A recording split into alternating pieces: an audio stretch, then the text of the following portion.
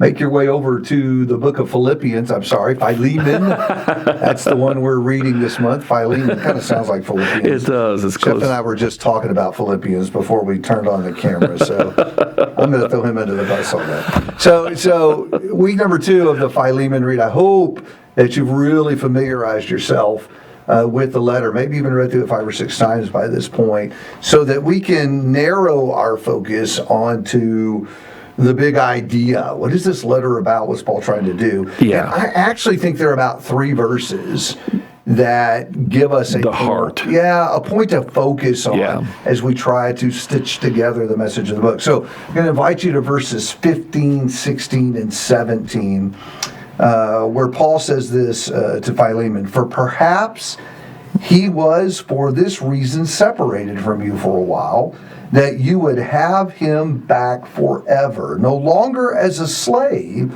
but more than a slave, a beloved brother, especially to me, but how much more to you, both in the flesh and in the Lord? If then you regard me a partner, accept him as you would me." So we probably ought to review our background from last week. Yeah. There are the 3 main players in the story. There's Paul, who's a prisoner at Rome at this time. There is Onesimus, who traditionally Philemon's slave. is believed to be a runaway slave from Philemon, Right.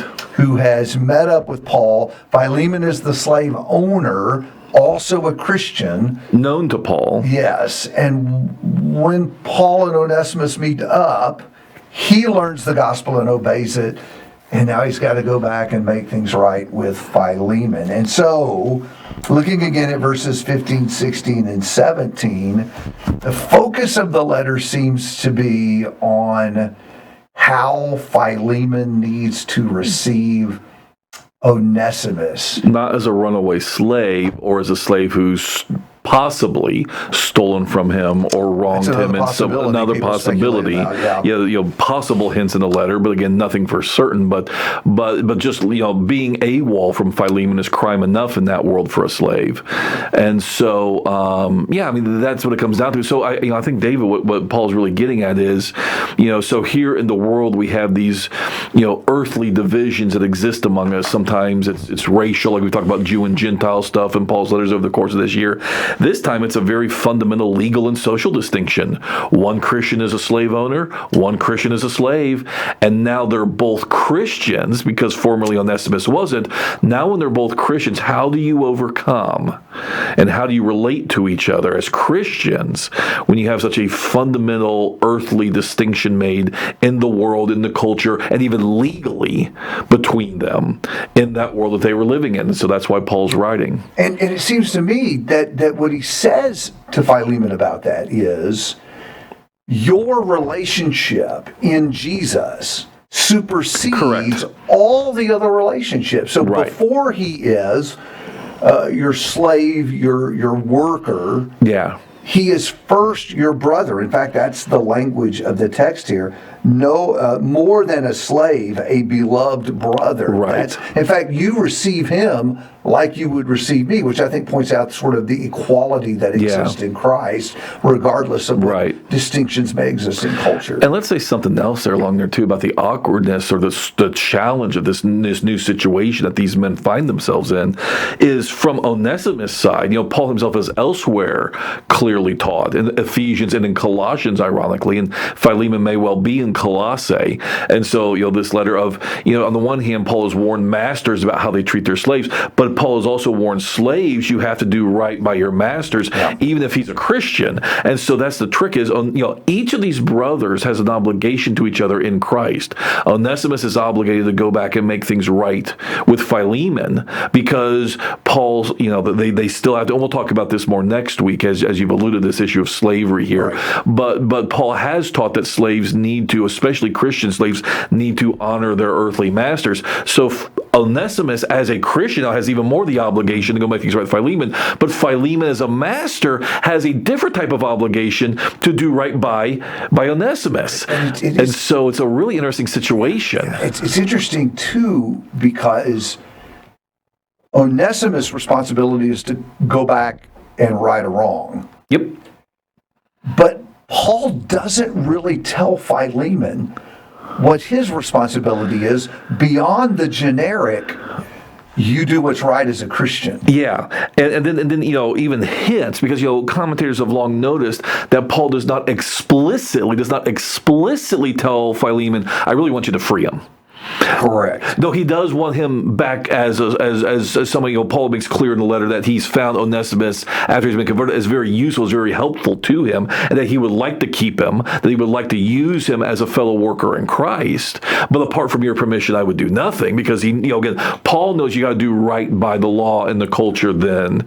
But so he's never telling Philemon explicitly, I really want you to free him. But what's fascinating then is in verse 21, after the section you've read, confident of your obedience, I write to you knowing that you will do even more than I say. There's kind of and again, commentators have wondered, is there a pretty strong hint at what Paul really wants Philemon to do about this? But again, I'm not going to tell you what to do. I want you to think like a Christian here. And the thing that impresses me about that is that it's enough. Yeah. What you have learned from Christ ought to be enough to tell you what you ought to do in this situation. Well, that's verses 8 and 9.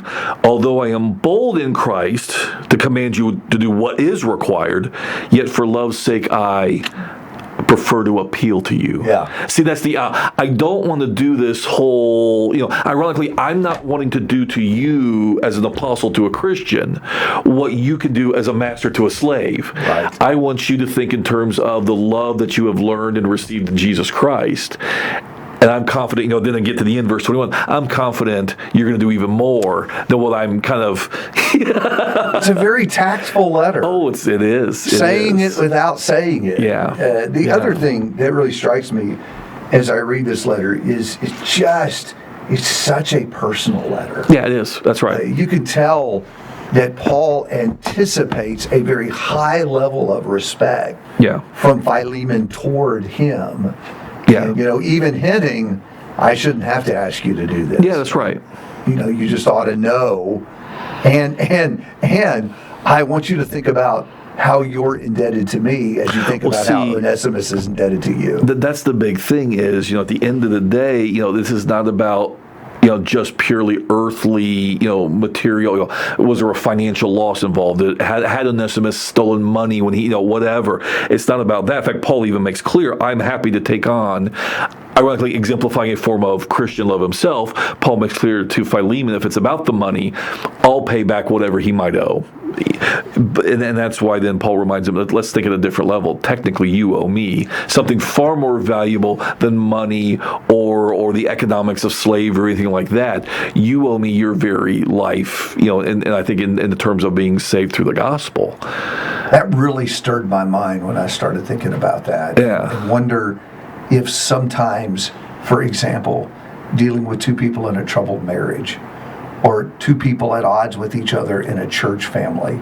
sitting them down and instead of telling them what they should do, maybe what we ought to say more often is, you need to behave like Jesus here, and you already know what that means. In fact, as you process the wounds you feel the other person has inflicted on you, think first about the wounds you have inflicted on Jesus. And then you treat them as Jesus would want you to treat them. How many times would that automatically click in our brain and we would know what we ought to do? And along that line, part of going back to something we were talking about a second ago, and again, this doesn't necessarily sit very well in our cultural background today, but in their cultural background, and in what Paul has already taught elsewhere in his letters, the truth of the matter is, it takes only one of them doing what's right to solve the problem. Going back to your point of, how does this look in the real world between spouses or between brethren in the congregation? Philemon, as Paul has taught elsewhere, as a slave in that world, has to go back. He has to do right by their law, their culture. He has to do what's right. And so he needs to do that regardless of what Philemon does. And in fact, he does with no guarantee Philemon will do the right thing. That's right. And on the other side, Paul's making very clear to Philemon, again, even verse 14, I prefer to do nothing without your consent, in order that your goodness may not be by compulsion, but of your own accord. Again, Paul's really putting his thumb on the scale.